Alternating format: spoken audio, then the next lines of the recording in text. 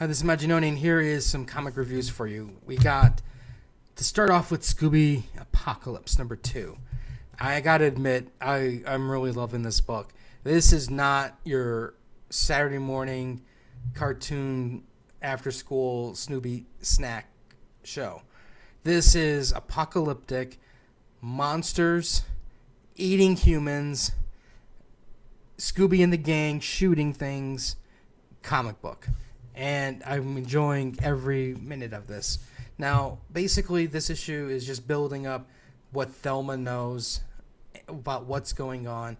And it talks about, you actually get to see Shaggy and Scooby being a little bit more heroic, you know.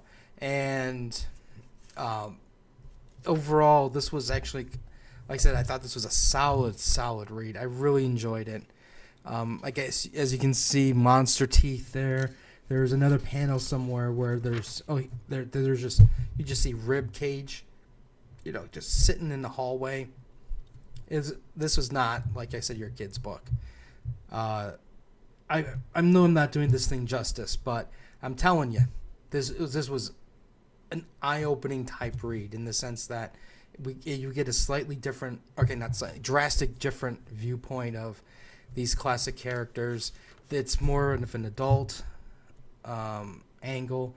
Monsters, there's creatures, violence, and the mystery machine is kind of like on something out of MTV's Pimp My Ride. Oh, I cannot wait till the next issue. I would talk more about the plot, but a lot of the plot is then explaining all the little minor details as to what is known in this world, and I don't want to ruin that. And a lot of that stuff is just boring just to describe. You know, it's kind of more like, well, this is what I thought was going on, but obviously that's, how can that be, type things, scenarios. But overall, really solid. Injustice. Death makes a house call. And as you can judge by the cover, you can pretty much tell who's probably involved. Overall, very shocking, but it was really good. It's Alfred's birthday. You know, Bruce is busy. You know, he's questioning himself, and Death makes a house call, basically. Great read overall. I don't want to go into too much of the specifics because I'd rather let people read it, but this is just another prime example of, if DC really took chances, how, you know, they can just win. You know, this book is just fantastic, and I don't know why this is not a higher rated book than it is in terms of sales. It boggles my mind. All right, next up is Amazing Spider-Man #14. Now, I've been down on Amazing Spider-Man for a while, and it's turning around. The battle with Regent was really good, the way the build-up is. It's basically, they're building it up like the Secret Wars Renew Your Vows storyline, but I think it was a little bit unrealistic in how Regent was able to capture so many heroes. But overall, this part was all good. The only thing that I would say was there was one little... the weak part. Aunt May, she's coughing up blood, and I'm just kind of going, well, geez, where have we seen that storyline before? But overall, everything else, I really enjoyed it. I don't know how this is going to play out, but this issue was a spike in the good. Art was solid enough. The writing was good. Slott was good. Slott needs to have more issues like this, and I'd be very happy. And let's just get the shit book of the week. It says it's an Apocalypse War tie-in.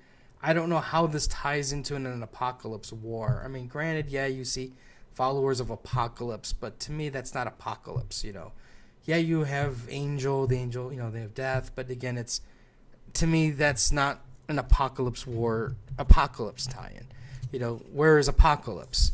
I don't even sense that he's really building up to something. It just seems like there's fragmented stories everywhere. And then to top it off, you have issues going on with the Morlocks.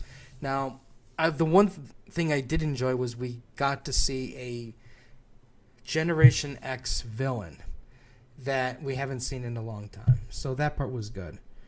And but overall, I just don't know why I buy this book. I really just don't know. I question myself sometimes. I don't know. Maybe it's because I needed a book to bitch at, and this was a sure thing. But I was just not happy. Not happy at all with it. And it's really sad, too, because there's so many other good X-Men books. And this is just like, let's just have Psylocke fight Phantom X. That will get us huge numbers in sales because everybody likes to see that battle. It's like this type of nonsense. And I don't know. Maybe there's a bigger plan that I'm not seeing yet. But so far, I'm not a fan of this crossover series. Anyways, it's not even a crossover. It's an event series. Anyways, these are some reviews. Let me know what you guys have read, what you guys have liked, didn't like. We'll have some more stuff later. Like, share, and until next time.